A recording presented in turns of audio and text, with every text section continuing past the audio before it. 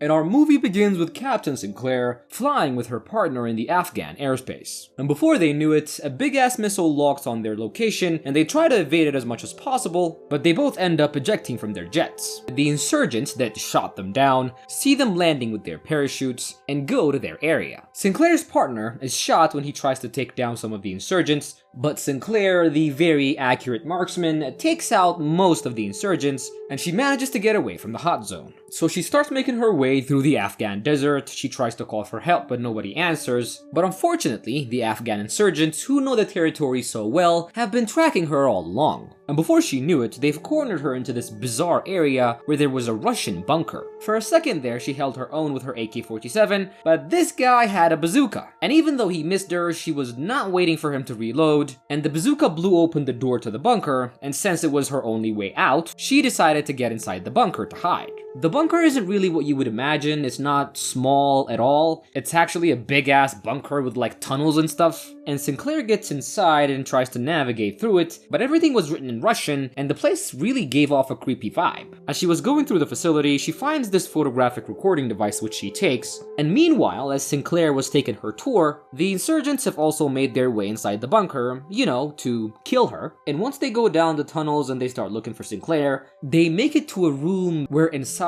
it looked like there were men floating in a vat full of some liquid. Even the insurgents were like, what the F? Jeez. And as they were in awe of what they were witnessing, Sinclair uses the opportunity to ambush them and another firefight ensues. But what nobody really noticed was that during the firefight, a bunch of bullets blew up one of the vats and whatever it was that was inside came out. And this guy thought whatever this thing is, it's probably dead, I'm gonna cover it up with a piece of plastic. But he was wrong, it's alive, it's a monster, and it kills him. And just when Sinclair thought that she made it out, as the monster that was inside the bunker takes out the insurgents one by one of the soldiers catches Kate by the foot, but before he does anything to Sinclair, the monster takes off his face. Ugh, what a sight. And as soon as she made it out, Sinclair saw the monster very clearly, and she was incredibly terrified and physically injured, and was not ready to face the driver of the insurgents who was pointing a gun at her. But she was lucky enough that the driver himself got really creeped out by what he saw, and he just ran away. After the driver ran away, Kate gives herself an adrenaline shot, and then makes her way through the Afghan desert yet again. And oh yeah, she does actually run into some help, or should I say help runs into her, as this big-ass Hummer car operated by Americans literally crashes into her. And why do I say Americans? Well, that is because Kate is actually British, and she was on a joint operation with the Americans. So as soon as the Americans make sure that they didn't actually kill her and check her dog tag, they take her with them when they find out that she's actually a captain and on their side. So they drive her to their quote-unquote base, which happens to be a really shitty place where they just hang out. And there she meets Finch, who tells her that they can't really help her evacuate, as they're still low on resources and they have a lot of responsibility in the area. Kate tells Finch what she saw in the bunker and to go investigate it with some of his men, but he tells her that he's not gonna risk anyone. And you guys remember that guy that just ran away instead of just shooting Sinclair? Yeah, apparently they found him wandering in the desert and they brought him back to their base. Finch also confiscates the device that Kate took from that bunker and says that he'll hold on to it until he talks to his superiors. After getting really pissed off by Finch, Sinclair notices that this is not an ordinary base, as the soldiers are a bit odd, and she asks Hook what's up, and he tells her that most of these soldiers are rejects that the military doesn't want, and that's why they were assigned to this base. Lafayette happens to be a kleptomaniac that snatches everything that she can find. That guy got discharged because he shot somebody in the foot, and the guy with the dumbbell knocked up 2 of the general's daughters. I don't know how he managed to do that. And Finch was thrown under the bus by his superiors when he was told to back out of an operation, and he didn't.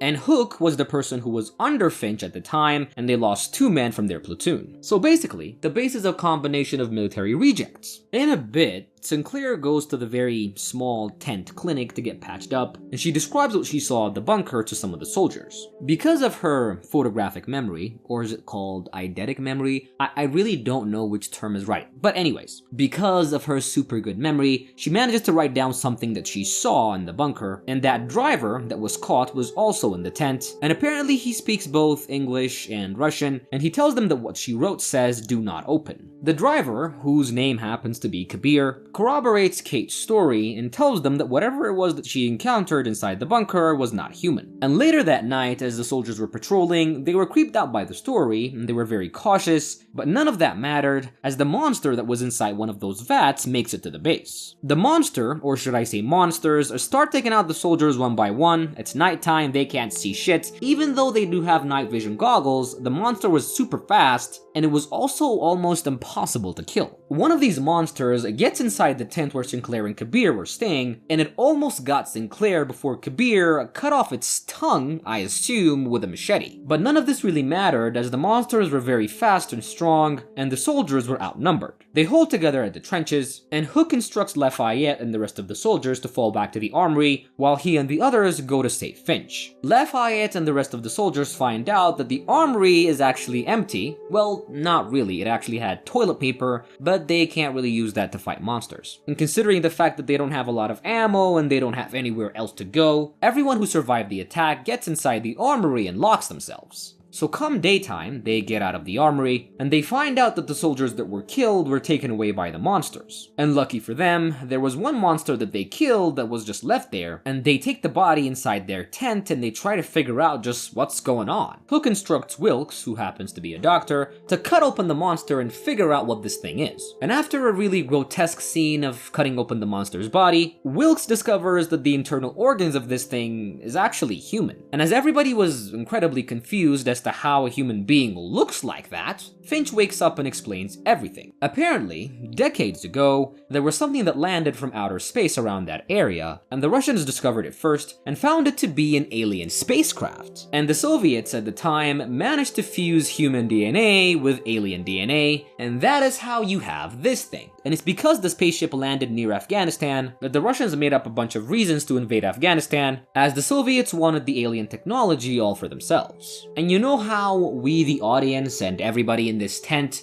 thinks that this monster is dead? Apparently it wasn't, and it tries to kill everyone, especially Sinclair, before Finch blows himself and the monster to bits with a grenade. If you're asking yourselves, why don't they just get the hell out of there? Well, the area that they're in is actually surrounded by insurgents, and even if they try to get out, they don't have enough weapons and enough artillery to get out of the region without getting killed. So, they make a plan to go back to the bunker, blow it to bits, and wait for backup to arrive at the base with some equipment. They didn't really have a lot of ammunition left, but they had some C4 and a bunch of clips. But their plan goes horribly wrong when Hook is pulled down into the tunnels by one of the monsters. And to save him, everyone except for Wilkes goes down to the bunker, and it is then that they discover the giant alien that the Soviets used to merge its DNA with human beings. And as expected, a bunch of the soldiers die, Lafayette's anger gets the better of her and she gets eaten by the alien. Wilkes, who was outside and was supposed to pull their elevator with his car, gets ambushed by the insurgents, and to top things off, their radio channel from HQ comes on, informing them to evacuate the area in 20 minutes, as there was an incoming attack that was about to decimate the entire sector. And the insurgents finally catch up to Wilkes, and just before they detach his head from his body and put it on YouTube, Hook and Kate manage to get out of the bunker using the elevator as a pulley, and they manage to save Wilkes, take out the rest of the insurgents, and drive away using their car, before the US military covers its ass by nuking the entire area. And as the movie wraps up, 3 of the survivors make it out, and Sinclair shows Hook that she actually got the device from the bunker, which had all the evidence of what the Soviets did, and they're now gonna use this as leverage to confront whoever's responsible. And that is it for today's recap of The Lair. They should have called it the Russian Tunnel, technically speaking, but hey, I'm not complaining.